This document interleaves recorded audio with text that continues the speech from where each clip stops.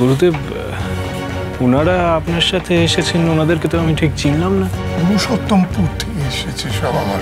কদিন যাবৎ আমরা খুব ভয় ভয়ে দিন কাটাচ্ছি ঠাকুর। আমাদের সকলের ঘরে সব অদ্ভুত কাণ্ড ঘটছে। কেমন কাণ্ড? এই যেমন ধরুন জিনিসপত্র সব লন্ডভন্ড হয়ে যাচ্ছে, মায়ের পুজো দিতে গিয়ে দেখি কে পুজো আগে করে দিয়ে চলে গেছে।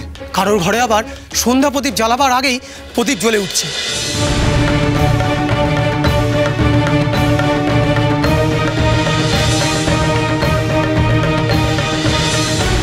হঠাৎ ঠাকুর ঘরে সন্ধ্যের শাঁখ বাজাবার আগেই শাঁখ বেজে উঠছে, কিন্তু কে বাজাচ্ছে দেখা যাচ্ছে না।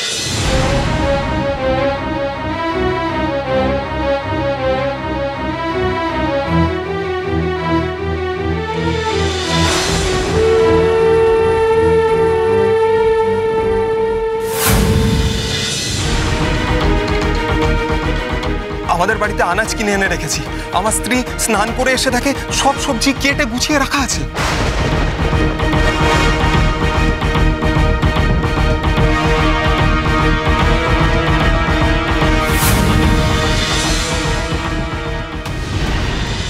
কি বলছেন কি আপনারা? এরকম আজব ঘটনা তো আমি এর আগে কখনো শুনিনি। আজব শুধু নয়, অলক্ষণেও। না না, অলক্ষণে বলছেন কেন?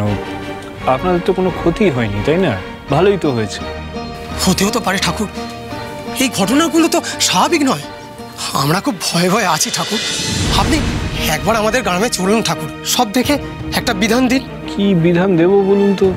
তাছাড়া আমি তো কোনো সিদ্ধ পুরুষ নই যে এই সমস্ত কারণ বুঝবো। গুরুদেব, কি বলি বলুন তো? আপনি এদেরকে একটু বোঝান। আমি নিজে সেটা বোঝার চেষ্টা করছিলাম রামপ্রসাদ, আর আমার মন বলছে এইসব ঘটনার পেছনে কোনো ঐশ্বরিক কারণ আছে। হ্যাঁ, ঐশ্বরিক কারণ? এরা সবাই আমার বিশেষ পরিচিত। আমি বলি কি রামপ্রসাদ, তুমি একবার যাও এদের গ্রামেতে। কিন্তু গুরুদেব, গুরুদেব আপনি তো নিজেই বলেছিলেন যে আমাকে ওই বাহ্যিক ঝামেলায় না জড়াতে, তাহলে এখন আবার? হ্যাঁ, সে কথা আমি বলেছিলাম বটে, কিন্তু এক্ষেত্রে আমি এদের এই সমস্যাটা এড়িয়ে যেতে পারলাম না। আর আমার মন বলছে তুমি না গেলে এদের সমস্যার সমাধান হবে না রামপ্রসাদ। আমি বলি কি রামপ্রসাদ, তুমি একবার সময় করে ঘুরে এসো না ওদের গাঁয়েতে। হ্যাঁ বেশ, আপনি বলছেন যখন, ঠিক আছে, আমি আপনাদের গ্রামে যাব।